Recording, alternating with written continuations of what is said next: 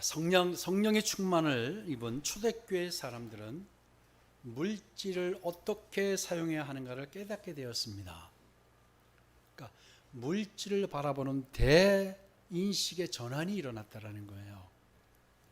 그것은 더 이상 개인의 욕망을 위해서 쓰는 것이 아님을 알았어요. 그리고 물질은 함께 나누는 것이라는 사실을 그들은 이제 깨닫게 되었던 겁니다. 그래서 초대교회는 물질의 위치를 어디에 두어야 하는가를 정확히 알게 되었다고 했습니다. 그동안 그들 역시도요, 물질을 머리 위에 두고 섬기듯이 살아왔던 사람들입니다. 그런데 성령의 충만을 입자 자신들의 전 재산을 주님께 드리기 시작합니다. 그리고 사도들은 그 물질을 발 앞에 두게 하였습니다. 다시 이야기하면 사도들이 그들이 가져온 물질을 발 앞에 두게 했던 것은 물질의 위치가 어디에 있어야 한다라는 것을 알게 하려는 의도였다고 했습니다. 그러니까 물질은 위에 올려놓고 모시고 사는 게 아니라 어떻게 한다고요? 물질은 발 아래, 발 옆에 두고 우리가 다스려야 하는 겁니다. 아멘. 물질을 우리가 다스려야지 물질의 다스림을 받으면 안 됩니다. 아멘. 물질이 주인이 돼서는 안 된다는 거예요. 물질의 주인이 누구예요? 우리예요. 우리가 물질의 주인이 돼야 한다. 아멘. 여러분 그렇게 되시길 주의 이름으로 축복합니다. 자, 물질을 발 아래 두고 산다는 것, 다스리고 산다는 것이 무엇을 의미할까요? 하나님만을 주인으로 모시고 살겠다는 의지의 결단을 보이는 겁니다. 물질을 발 아래 두는 것은 내가 하나님만을 섬기며 마음의 주인으로 살겠습니다. 그래서 이 중요한 원리를 깨달았기 때문에 한 마음과 한 뜻으로 물질에 매이지 않으려고 사도들의 발 앞에 자신의 집과 땅을 팔아서 가져왔던 겁니다. 그러면 초대교인들이 이런 일을 할 수 있었다는 것은 성령의 충만을 입었다고 했는데 구체적으로 뭘까요? 바로 본문 4장의 33절에 있습니다. 33절을 다시 돌아갑니다. 33절에서 35절까지 우리 같이 한번 읽도록 하겠습니다. 같이 읽습니다. 크게 시작. 사도들이 큰 권능으로 주 예수의 부활을 증언하니 무리가 큰 은혜를 받아 그 중에 가난한 사람이 없으니 이는 밭과 집 있는 자는 팔아 급한 것의 값을 가져다가 사도들의 발 앞에 두매 그들이 각 사람의 필요를 따라 나누어 줌이라. 아멘. 여러분 초대교회는 많은 사람들이 자신들의 집과 땅을 팔아서 가난한 사람들에게 나눠줬다고 했는데요, 34절에 보니까 가난한 사람이 없었다라고 해요. 여러분 초대교회 교인들이 얼마나 되었다고 생각하십니까? 최소한 120명은 되죠. 그렇죠? 마가의 다락방에 120명의 성도들이 사도들과 함께 모여서 기도해서, 그런데 그 이후에 베드로가 복음을 전했을 때 3,000명이 회개했다고 그랬어요. 그리고 또 어떤 일이 일어났죠? 솔로몬의 행각 사건 이후에 또 5,000명이 회개했다. 자, 그 중에서 한 10분의 1만 온다고 해도 한 1,000여 명은 오지 않았을까요? 그죠? 그러면 적게 잡아도 한 1,000여 명? 아마 뭐 더 적게 잡아봅시다. 한 500명? 자, 그런데 그들 중에 가난한 사람이 없었다. 놀라운 일이죠. 가난한 사람이 없었다는 거예요. 자, 그러면 상상력을 동원해 보세요.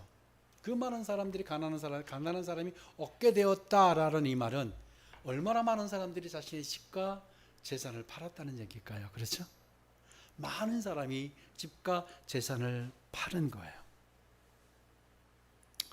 아마 지금으로 말하면 작게는 몇 천에서 그리고 억 단위가 됐을 거고, 또 어떤 사람은 수십억에 이르는 그런 돈이었을 수도 있어요. 지금으로 말하면 그러니까 어마어마하게 많은 돈이 모아졌던 거예요.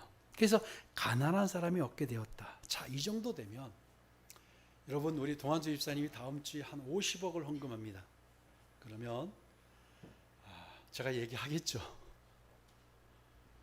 본인이 이름을 밝히지 말라고 그래도 어떤 안수 집사님께서 이렇게 할 수도 있어요. 제가 왜?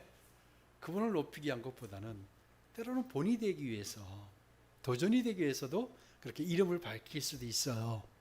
그런데 좋게 수십 명은 아마 헌금을 했다고 생각을 해요. 제 생각은 그래요.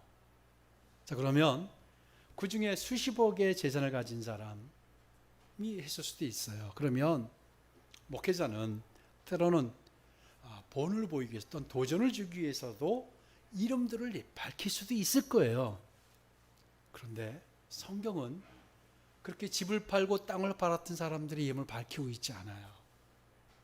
왜 그랬을까요? 이름을 밝히지 않은 것은 바로 그들이 하나님께 은혜를 받아서 드린 거예요. 강요한 게 아니고, 우리 송금하자 한 게 아니고, 집을 팔아라 한 게 아니고, 그들이 그냥 하나님께 은혜를 받아서 그들이 솔선수범해서 하나님께 드린 건데, 은혜를 받아서 드린 건데 이걸 굳이 이름을 거론할 필요가 없었던 거예요. 그래서 이름을 이야기하지 않았어요.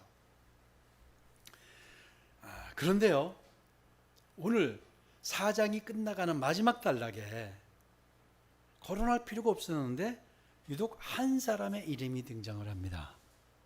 그게 누구냐면 바로 바나바라는 사람인데, 유독 한 사람 이름을 소개하고 있어요. 우리 36절, 37절을 다시 보겠습니다. 같이 읽을까요? 구브로에서 난 레이족 사람이 있으니 이름은 요셉이라. 사도들이 일컬어 바나바라, 번역하면 위로의 아들이라 하니 그가 밭이 있음에 팔아 그 값을 가지고 사도들의 발 앞에 두니라. 아멘. 여러분이 36절, 37절 저 원어를 아무리 봐도요, 바나바가 돈을 얼마를 했다라든가 많은 돈을 했다라든가 이게 나와 있지 않아요. 그냥 밭이 있음에 팔아서 값을 가지고 사도들의 발 앞에 두었다라는 얘기만 하고 있어요. 그리고 바나바에 대한 특별한 얘기를 하고 있지 않아요.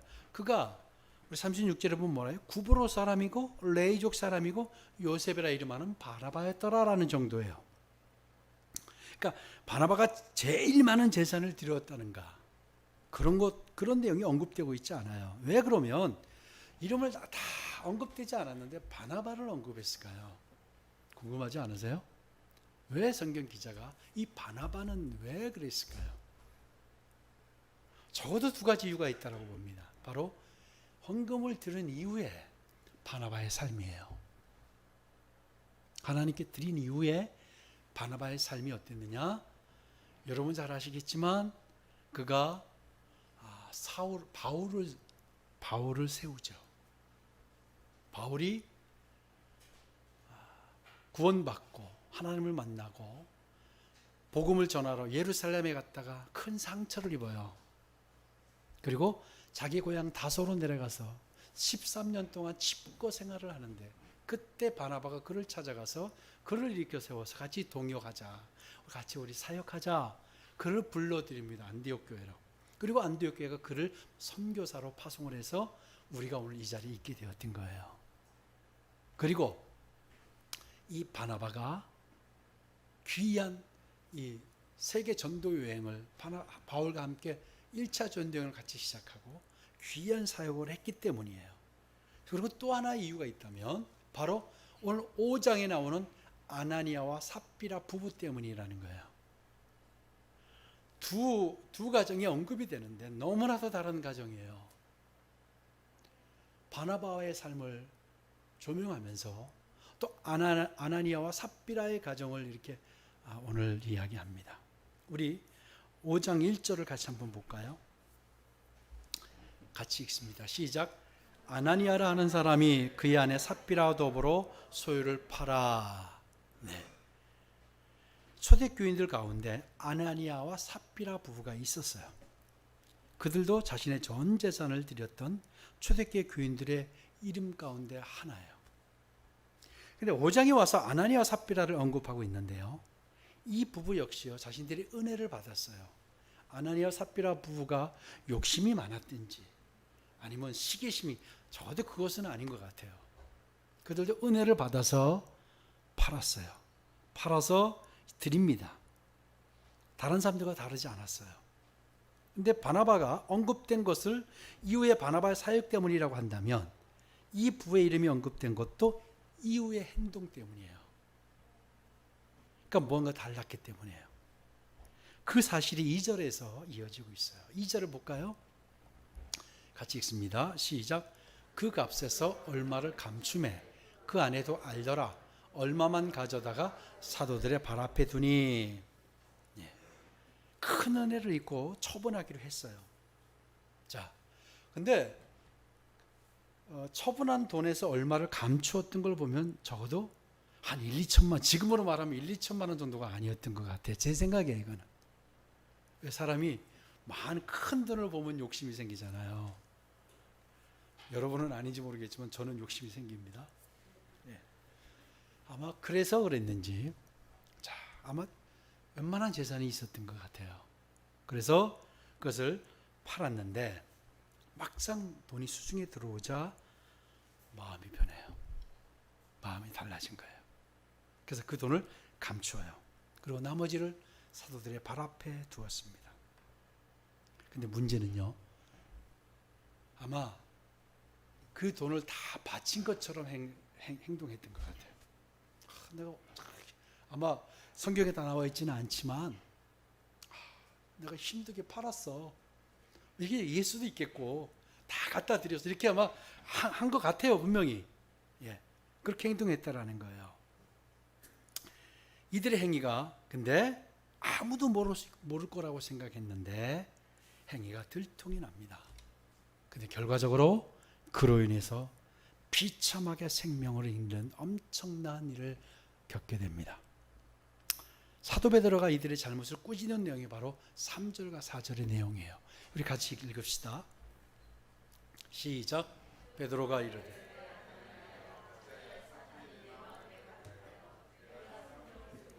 땅값 얼마를 감추었느냐? 땅이 그대로 있을 때에는 내 땅이 아니며 판 후에도 내 마음대로 할 수가 없더냐? 어찌하여 이를 내 마음에 두었느냐?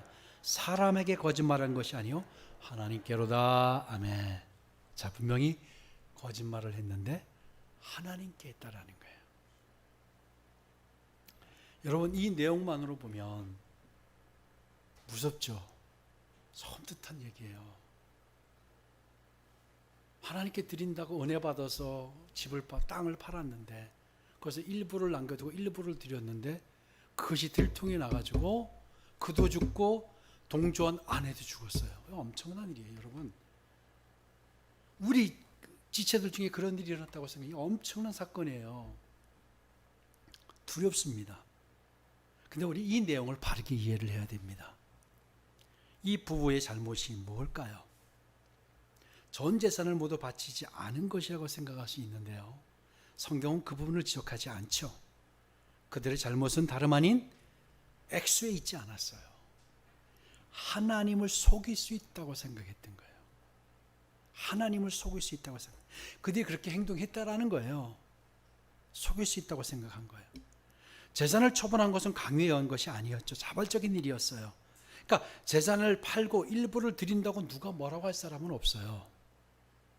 왜? 자발적으로 한 일이기 때문에. 심경의 변화를 일으킬 수도 있어요. 또 갑자기 무슨 일이 일어날 수 있어요. 그래서 그 돈을 써야 될 상황이 될 수도 있어요. 그리고 남은 것을 드릴 수 있어요. 하지만 이 부분은 하나님, 제가 이런 일이 있어 이거밖에 못 드립니다, 이렇게 한 게 아니고 하나님을 속인 거예요. 하나님을 속일 수 있다고 생각했던 거예요. 베드로가 이 사실을 정확히 지적했잖아요. 3절에 보면 뭐라고 그래요? 3절 성령을 속였다고 그래요. 성령을 속였다는 건 누굴 속였다는 거예요? 하나님을 속였다라는 거잖아요. 하나님을 속였다라는 거예요. 여러분, 하나님께서 돈이 부족해서 전 재산을 팔라고 하지 않았어요. 그들이 은혜를 받고 물질을 어떻게 사용하는 것을 깨닫고 난 후에 스스로 했던 일들이에요. 그런데 이 부분은 다른 사람들과 달랐어요. 이렇게 다르면 안 됩니다. 다르긴 달라야 되는데 이렇게 달라서는 안 된다는 거예요. 성령을 속이고 말았어요. 일부러 사용할 수 있어요. 하나님 앞에서 무엇인지 감출 수 있다고 믿었다는 것, 이게 문제라는 거예요. 그 결과로 생명을 잃었어요. 자, 여러분, 이 아나니아의 이 사건을 통해서 여러분 분명히 깨달아야 할 것들이 있어요. 자, 우리 3절을 보니까요. 베드로가 이르되 아나니아야 어찌하여 사탄이 내 마음에 가득하여. 그러면 이 아나니아가 왜 이렇게 되었을까요? 왜 이거 하나님을 속이게 되었을까요? 오늘 그 원인이 나와요. 그 마음에 사탄이 가득했다 그러는 거예요. 사탄이 가득해서 이렇게. 그러면 사탄이 한 거네요. 그죠? 네? 사탄이 가득했어요. 자, 그러면 여러분, 사탄이 내 마음속에 가득하는 환경이 뭔지 아세요? 사탄이 우리 마음에 들어올 때가 언제냐? 우리가 죄를 질 때 사탄이 들어오죠. 그렇죠? 맞아요. 죄를 짓다 사탄이 들어와요. 근데 사탄이 우리 속에 들어올 가장 좋은 환경, 사탄이 항상 그 호시탐탐 노리고 있는 지역이, 그 부분이 어딘지 아세요?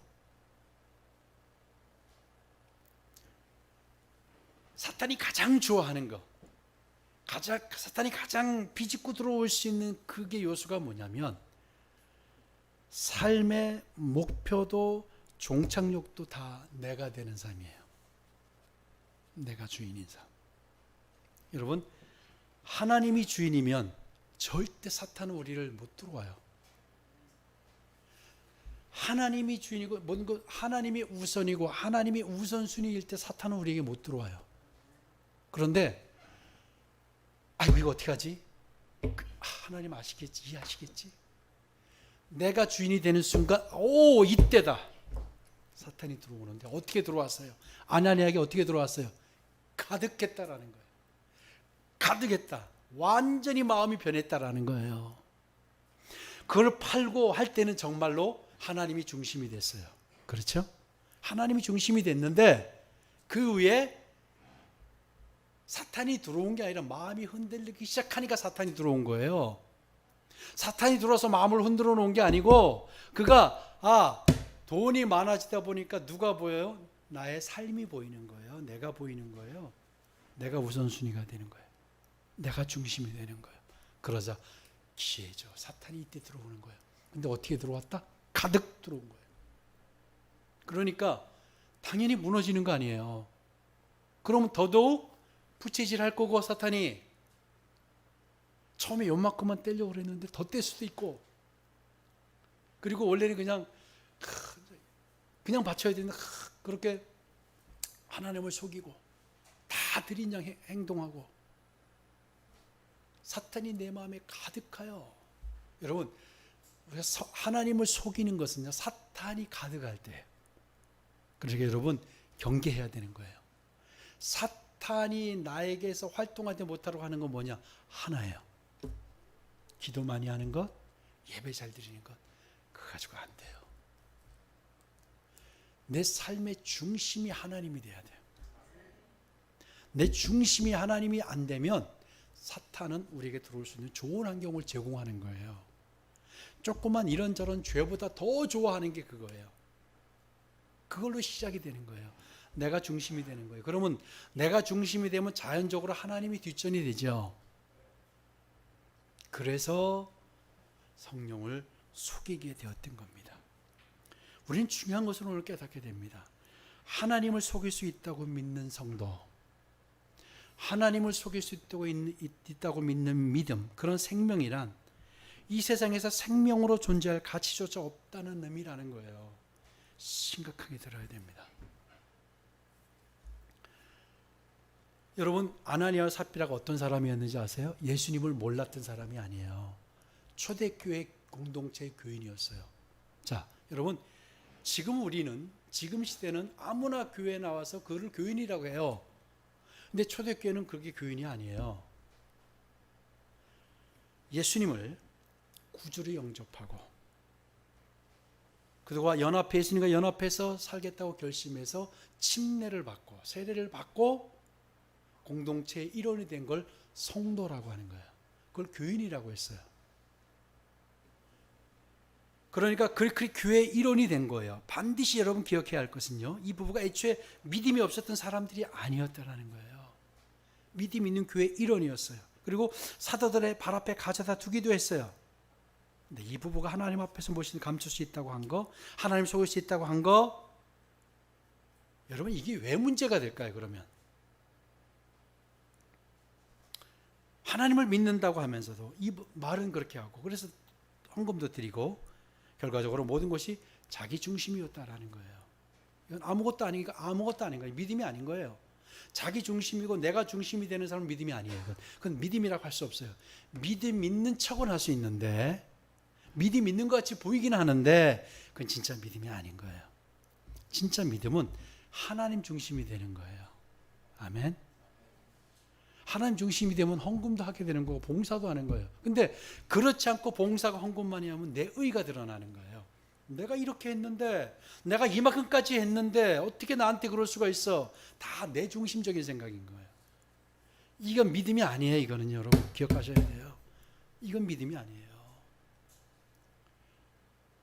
누가 뭐라 그래도 에이, 하나님이 아시는데 뭘 그래, 괜찮아. 그건 믿음이에요. 하나님 중심이에요. 하나님의 영광이 들어가 나는 그래, 나는 문제가 아니야. 이건 믿음이에요. 여러분 그렇게 되길 주의 이름으로 축복합니다. 하나님께서 주신 소중한 생명인데 오직 자신만을 위해 사는 자들은 하나님께서 주신 참 생명을 누릴 자격이 없다고 보시는 거예요. 여러분 여호수아 7장은요 아간의 범죄를 다루고 있어요. 여호수아와 이스라엘이 정말 난공불락의 여리고성을 무너뜨리고 난 후에 조그만 성 아이성 전투에서 참패를 하고 맙니다. 근데 그 원인이, 가장 큰 원인이 뭐였냐면, 조그만 성이기 때문에 조금 보낸 것도 있지만 그 뭐냐, 바로 아간의 범죄 때문이라고 하나님은 말씀하셨어요. 아간은요 노략한 물건을 감추어 두었어요. 하나님께서 여호수아에게 이렇게 말씀하셨어요.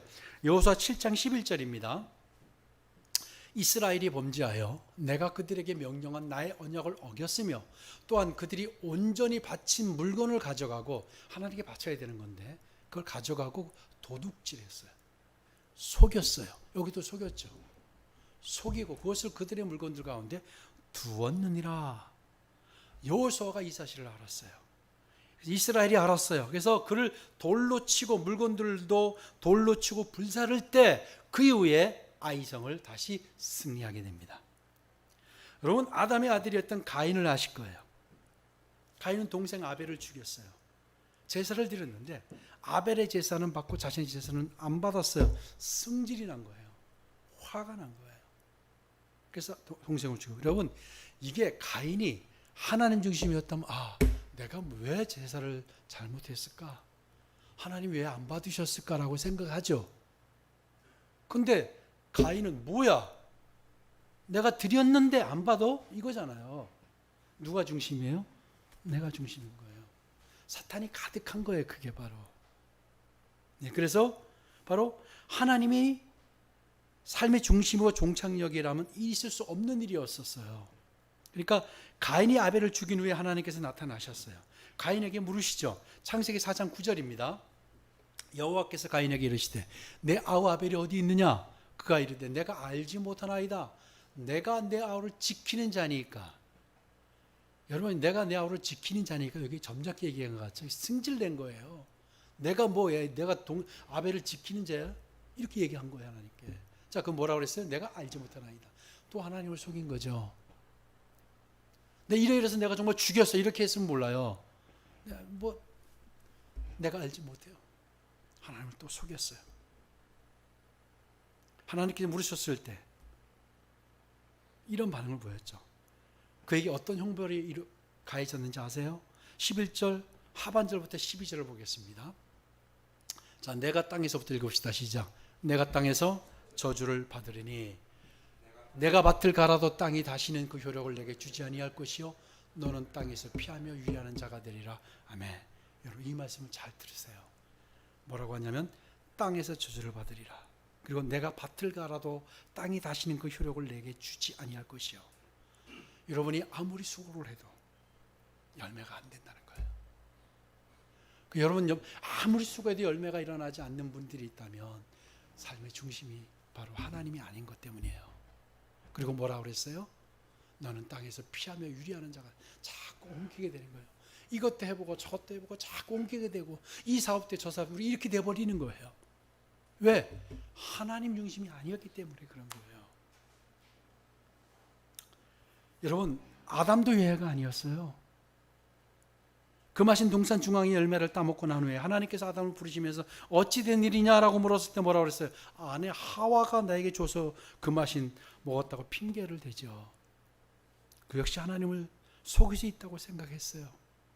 아담 역시 다음과 같은 벌을 받습니다. 창세기 3장 17절 하반절부터 19절입니다.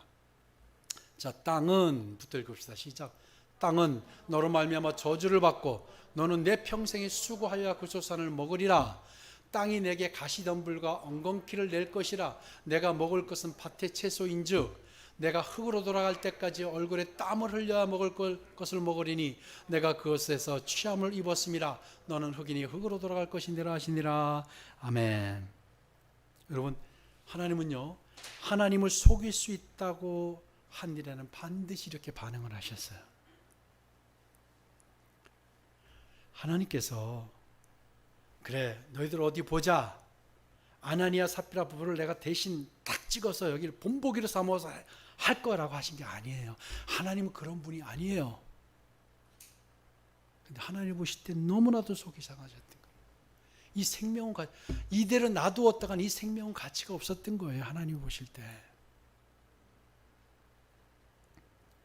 정말 우리가 가장 경계해야 할 것은 뭐냐면 죄를 짓는 것보다 하나님을 속이는 거예요. 그리고 하나님 중심이 아니라 내 중심으로 살아가는 거예요. 하나님은 우리 모두에게 가치 있는 생명을 주셨어요. 아멘. 다 우리를 가치 있게 하셨어요. 요한복음 15장 16절을 보면 너희가 나를 택한 것이 아니요 내가 너를 택하여 세웠나니 이는 너희로 가서 열매를 맺게 하고 또 너에게 항상 열매가 있게 하여 내 이름으로 아버지께 무엇을 구하든지 다 받게 하려 함이라 했잖아요.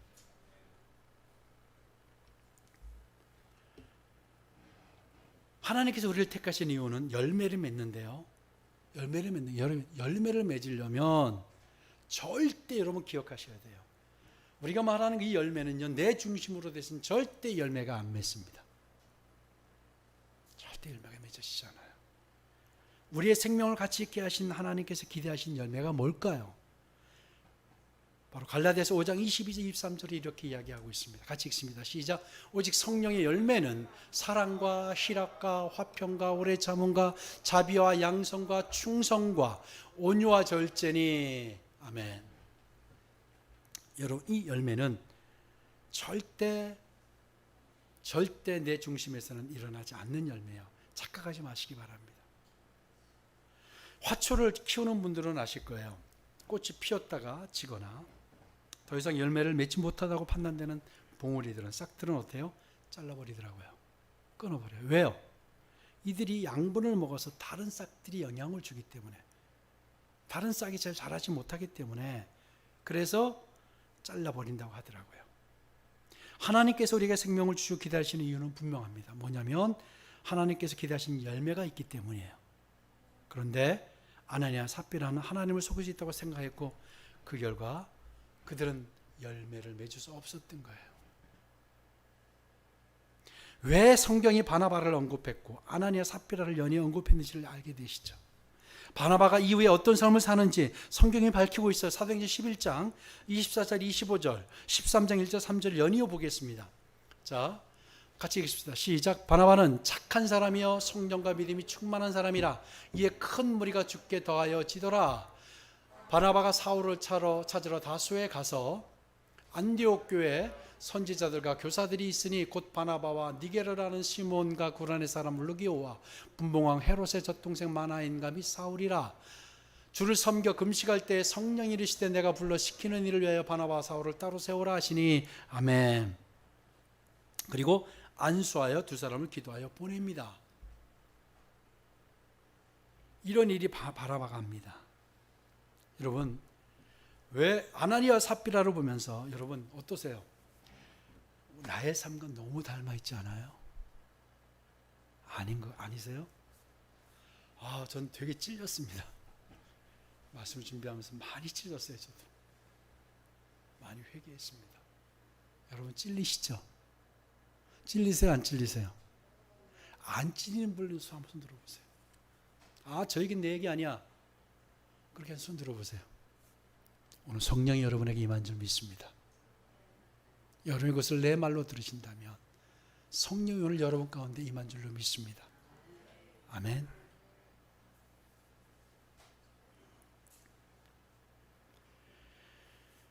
하나님께서 나의 삶이 더 우선이었고 급기야 하나님을 속일 수 있다고 생각했던 지난 날들을 이때 우리에게 회개하게 하시는 겁니다. 이렇게 우리를 더 이상 두고 보실 수 없으신 거예요. 오늘 하나님 걸 해결하기를 원하시는 거예요. 그래서 아나니아와 삽비라 이야기를 우리에게 들려주시는 겁니다. 그리고 바나바 이야기를 들려주신 거예요. 여러분, 이제 여러분의 삶이 한번 돌아보시고 내 가정이 우선이고 내 삶이 우선이고 이거 이제 우리가 믿음 아니라고 했어요.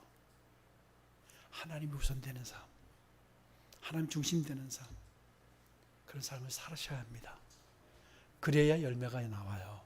그렇지 않으면 열매 절대 안 되고요. 열매 맺을 수 없어요. 여러분 착각하지 마시기 바랍니다. 적당히 믿고 적당히 내가 하면 열매가 적당한 열매도 안 맺어져요.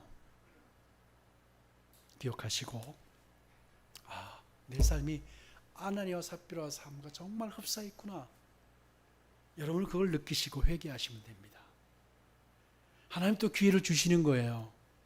하나님 요한계시록 3장 20절에서 뭐라고 말씀하시는지 아세요? 볼지어다 내가 문 밖에 서서 두드리노니 누구든지 내 음성을 듣고 문을 열면 내가 그에게로 들어 그와 더불어 먹고 그는 나와 더불어 먹으리라. 아멘. 예. 음성을 듣고 문을 두드리면 주님이 늘 기다리고 계세요. 그래서 들어오셔서 그분이 나와 더불어 먹는데요. 나와 더불어 산다는 얘기예요. 그리고 여러분 그분이 전능하신 하나님께서 나에게 들어오셔서 나와 더불어 살면 우리의 삶은 상상이 되지 않으세요? 어떻게 될까요? 저는 기대가 됩니다. 하나님이 예수님이 우리 속에 들어와서 우리와 더불어 먹고 우리와 살면 어떻게 될까요? 우리의 삶은 매일이 신비로운 삶일 거예요. 그렇죠? 매일이 늘 하나님의 기적을 경험하는 삶이 될 거예요. 그 중심에 뭐가 있다? 하나님이 중심이 되고 우리의 삶의 종착지도 하나님이 되어야 되고요. 목적도 하나님이 되어야 되는 거예요. 그러면 성령의 열매를 흘리고 소중한 생명을 가치 있게 우리가 하는 겁니다. 그렇지 않으면 아나니아와 삽비라와 하나님이 너무나도 우리를 아끼셔서 긍휼히 여기셔서 우리가 그런 모습인데도 그냥 놔두시는 것은 하나님의 은혜예요. 하나님의 은혜입니다. 아니 영적으로 이미 다 죽은 분들도 있을 수 있어요. 깨어나시기 바랍니다. 그리고 정말 하나님 중심의 삶을 다시 시작하시기 바랍니다. 그래서 늘 아나니아 삽비라 늘 생각하세요. 그래 내가 바나바의 삶을 살자 이런 생각으로 또 여러분 회개하고 오늘도 또 한 주를 또 시작하시고 남은 생애를 그렇게 세우시기를 주의 이름으로 축복합니다.